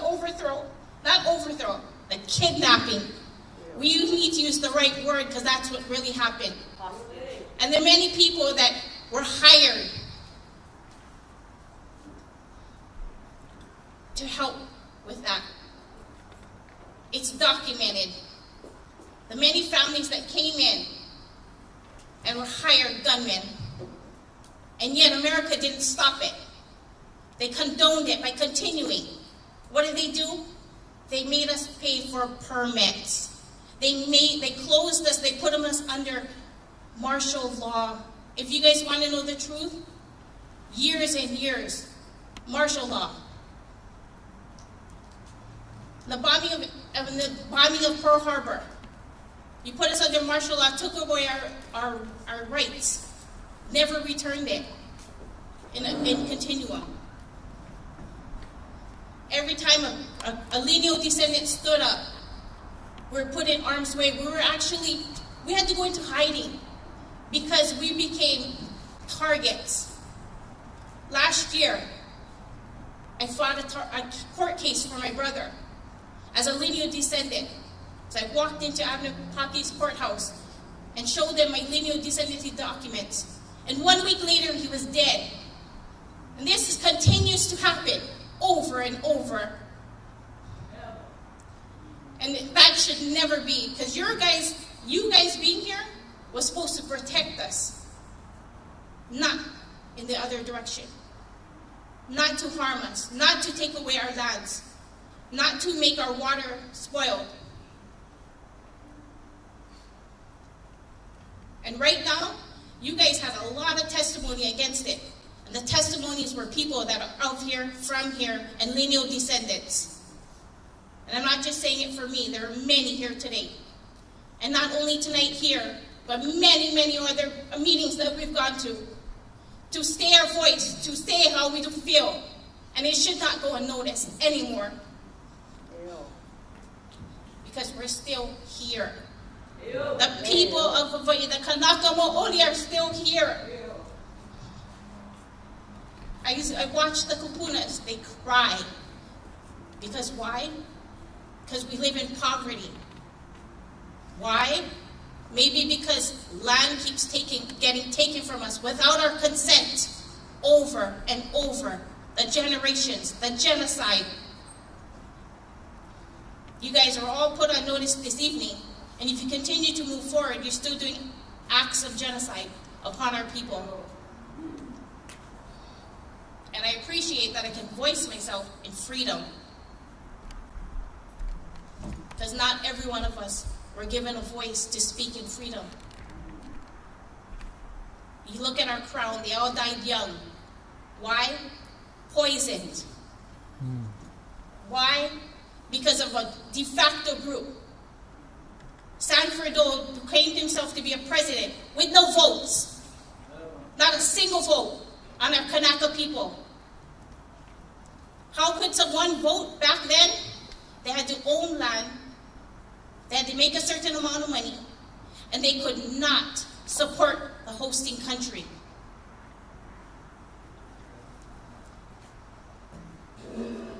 I speak only on behalf of our people for the right to do what is right. You guys came in and you guys are the generation that already are here. Things already happen.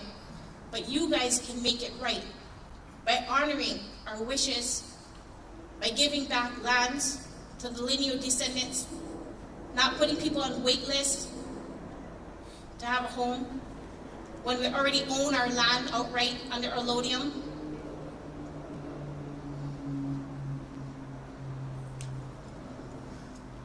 I asked the question in one of the meetings, how much of our water is being diverted? I never got an answer back. Why do our waters have to be polluted? We have a right to be able to gather. We have a right to be able to plant our own things to eat. But yet there's a law that says we cannot plant edible fruits on public land. Well, this is a notice. No land here is public. Crown lands cannot be ceded. Our Queen Liliuokalani contested the land that was being stolen. It's all on record. Thank you.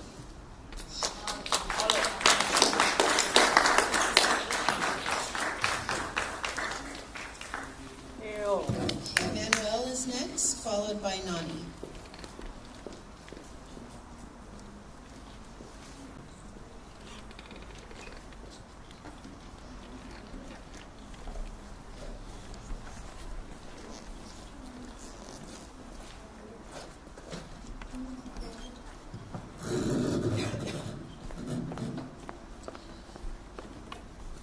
Good evening. Gentlemen, it was over 15 years ago, I remember standing at McKinley High School. And we were deliberating about the same training range. There weren't many speakers that evening. In fact, I think there was only two. It was myself and then Representative Ron McDermott. But tonight, I humbly stand here in this sacred space and place in honor of all the veterans that have served and that continue to serve. I'm the son of a proud veteran, a cryptologist for the United States Army. All my first cousins served in the United States Air Force, Marine Corps. But I came tonight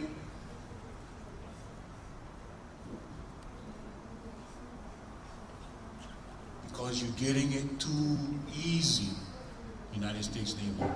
And why do I say this? When I came in here, I walked straight looking for the submarine training range between Kaho'olawe, Lanai, Maui, and Molokai. And I don't know about any of you. Any of you from Molokai right now? You flew from Molokai?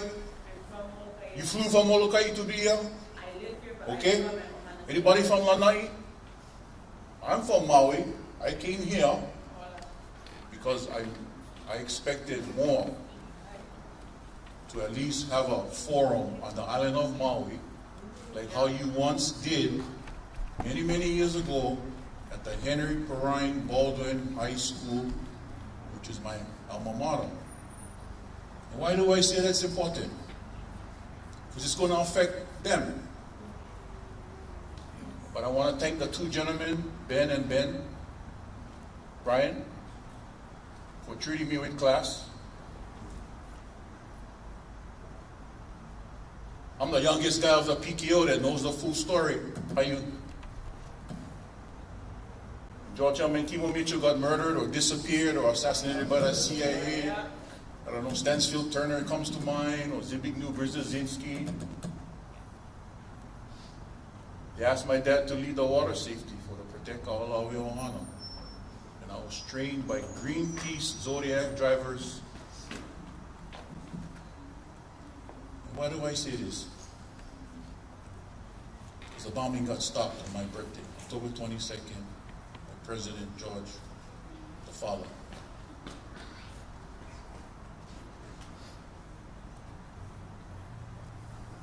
Mr. Henkin, I'm looking forward to your lawsuit. What concerns me to to my brothers and sisters, or my community, fellow residents, is the people that are absent tonight. I want you to know that, because me, I take notice. They like write letters. Easy.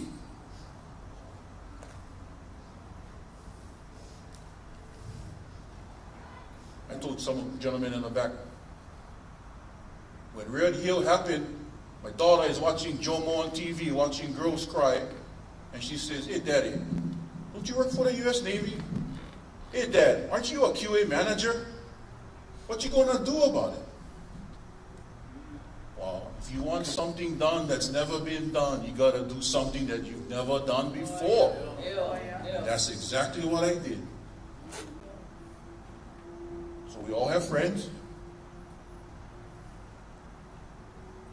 I never compromised my integrity yet, or sell my soul like the Kononi K-Traps challenged me with the Līhue.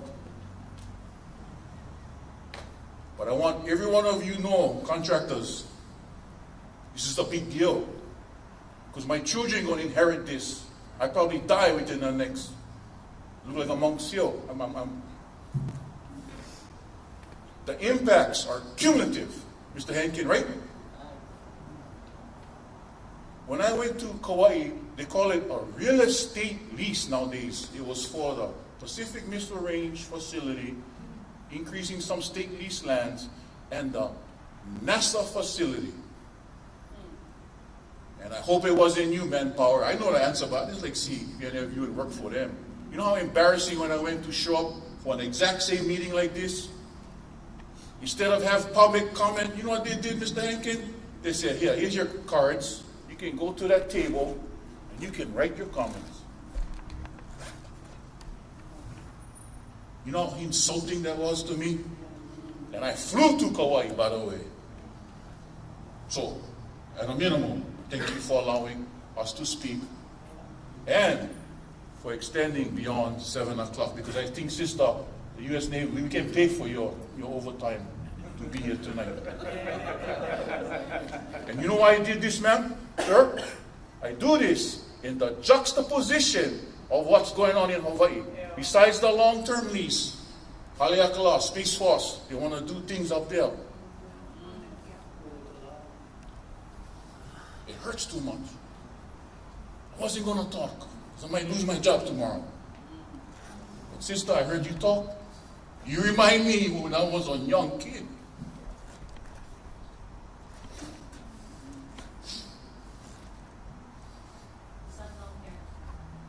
Pardon me? Yeah. My children drink the water right here. Everybody in authority will let us down. They let me down. I got trained by the Navy in quality assurance. I was asked by people, go read all those documents, and what I read from my heart. That's the trust you got to build. Marine Corps, you lucky, bro. You lucky. I leave you alone. Coast Guard, I saw you guys. I bypassed you, remember? I bypassed you guys. You guys didn't see plenty of people. But it's that high expectation. And I expect nothing but the best of the best of the best. And if you're not the best, David Henkin is going to shake you down. I use that word, sorry, run me wrong word. Because you know why? Ma'am, thank you for your patience, for allowing people to speak. Because if you didn't cut me off, Brian, you wouldn't hear the end of it. You want to see a lawsuit? We don't lose, my family, we don't lose. So last night, I don't know, yesterday, I don't know how many of you ever watch a Senate Armed Services Committee before Abercrombie was the chair in the House of Representatives, right? Yesterday, the Secretary of Defense-elect gets a question about, do you do audits?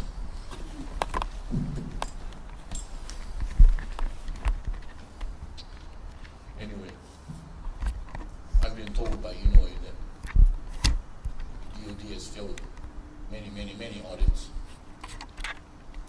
So if you can pass one audit, I would champion this thing for you. greatest apologist. But it is like say, and when one day you become a ranking member of the Senate Armed Services Committee, you can have a destroyer named after you. Yeah, like Illinois, like Mr. Levin. I wear this because he was given to me. Okay? But the love is there. But don't let us down. And no bullshit. So Brian, Ben, and Ben, you're transparent with me. I know my answers. Okay? So if I did not speak up, I would fail my father, my grandmother, my children, John M. Kelly, and Auntie Mary Kelly, who I lived with at Black Point Road. John Kelly, the lead trainer of the United States Navy's UDT team, Navy SEALs. I was raised with that kind of guy that headed up Save Our Surf. So I say that in that spirit to all of you in the Navy. I've done my time behind the scenes. You can always do better. And I'm hoping you can maybe ask Mr. Schatz or Maisie Hirono, or maybe you could have a meeting on Maui. I don't know. Ask what her name, who's our representative, Tokura. Just see what they say. I'd like to see what they say. Okay? Thank you. Good night.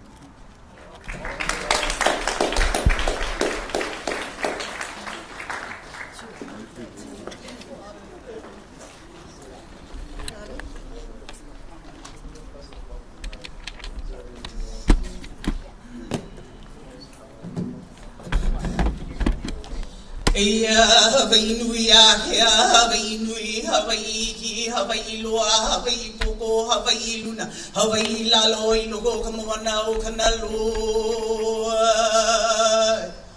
Ue kalani na ue ka honua, ne ka honua, ola I ka honua, ho'ola ka honua. Kuo ka wailua o nā kupuna. Kupa ke kanaka mauli, ki he a mauli ola. Aloha mai kako. I'm tired. Today is January 17th. Today is legislature opening. And you guys know that. Why the heck you make a freaking meeting on this day? We're not here enough to represent ourselves. That's not Kona. Don't do it again. January 17th, never ever make a meeting. I'm sorry, Legislature Day and January 17th. Never ever make a meeting again. Ke'ololu. That is me asking nicely. Ere, mahalo, nui loa, for being the leader that you are, for being smarter than a lot of Kalamai, the people that stand here today, to understanding relationship to our Aina. He's just a little kid. Please take lessons from him. Because in our culture, it doesn't matter what age you are. He get ike. And that's mana.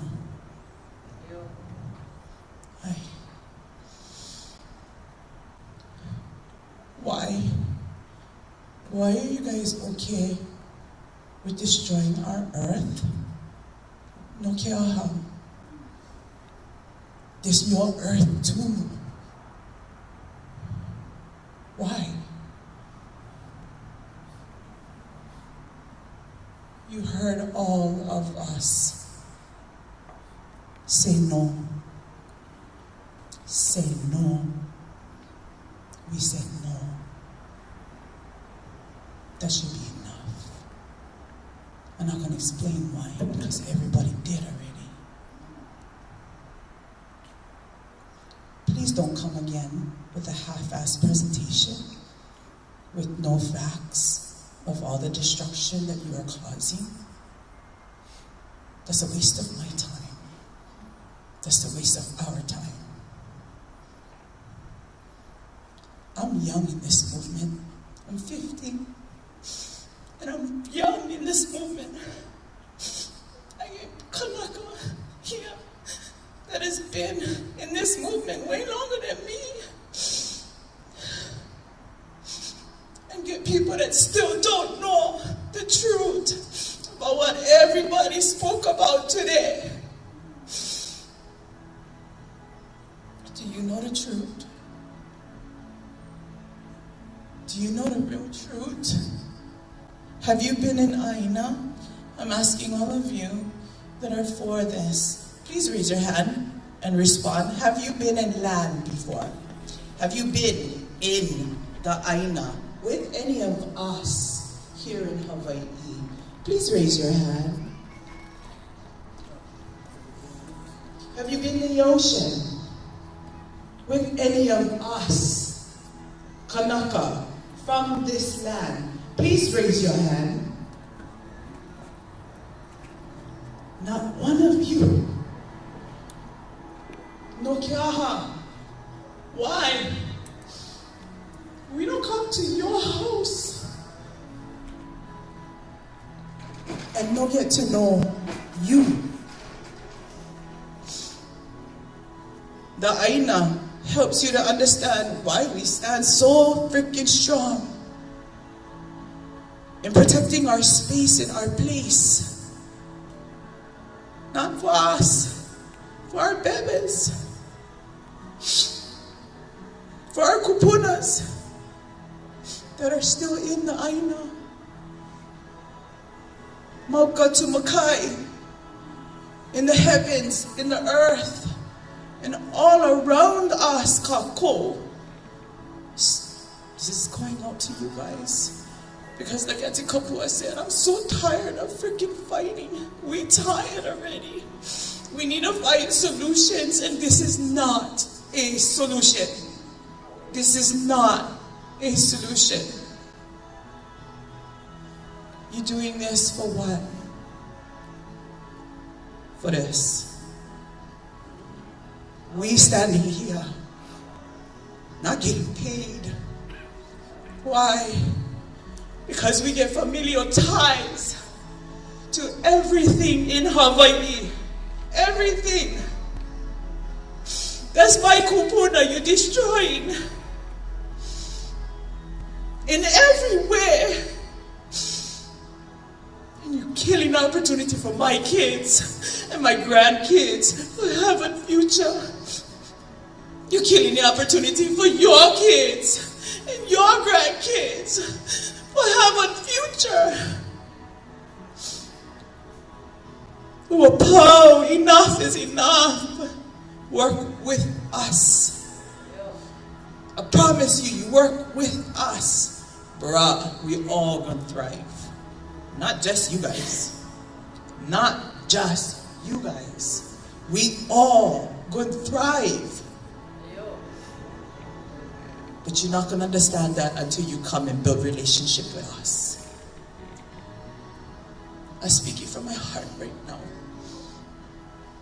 That's what we're about. Relationships. Because relationships build deep connections. And those deep connections remind us of what our kuleana is, our responsibility is.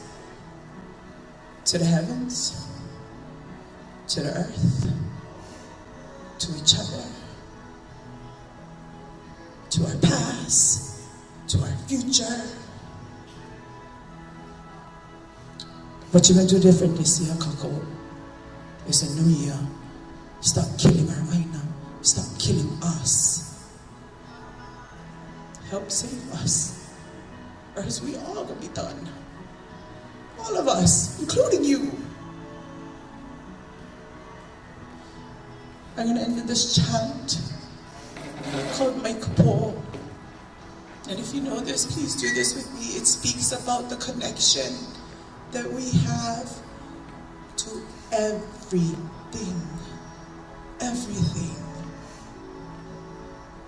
And in that is our deep aloha for everything. Mai ka poa ke au, mai kahiki a kahiki, o vau ke kahi. I am somebody. I'm connected to every bit of this earth.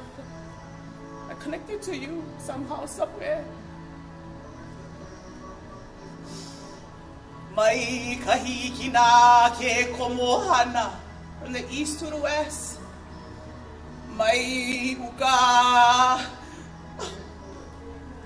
ikikai, from the mountains to the ocean. Ovau ke kahi, mai loko a ovaho. Ovau ke kahi, kale o ke akua. That hale of ke akua. That's not the one. That's our many akuas that we don't control. Our sun, our clouds, our wind, our ocean, our plants, our earth. That's our akua. You may not understand that and you may need to, but don't push us down anymore.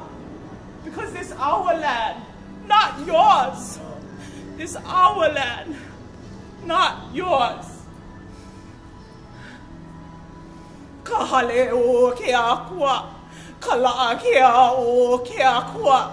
We all need that enlightenment, kaho, including you guys. Definitely you guys, the enlightenment. And that will come again from us Kanaka of this place, from this place. Ke aloha o ke akua. Aloha. That's a hard word, but it just don't mean aloha, hello, and goodbye. There's a depth in that word alone. You're not going to understand that unless you build relationship with us. Come and learn what aloha really means. And you're going to understand how to aloha our Aina together with us. Not for your agenda. Please don't. We're done. We're tired. And we just want to live. Mahalo kia pua. Aloha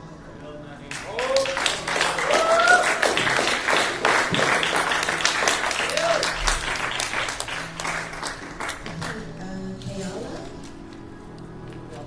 And then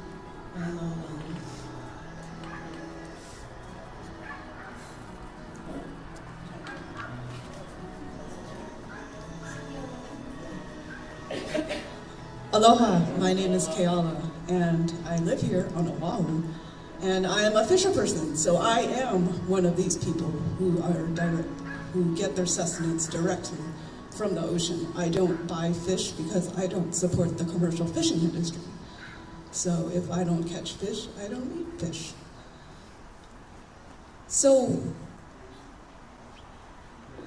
all these animals, the fish, the living creatures near shore, are directly food for those animals and creatures slightly away from shore, who is food directly for those other animals further away from shore. Therefore, what happens in the deep ocean directly affects not just me, not just all the other bradas and aunties and tittas that are fishing, but also all the living entities near shore.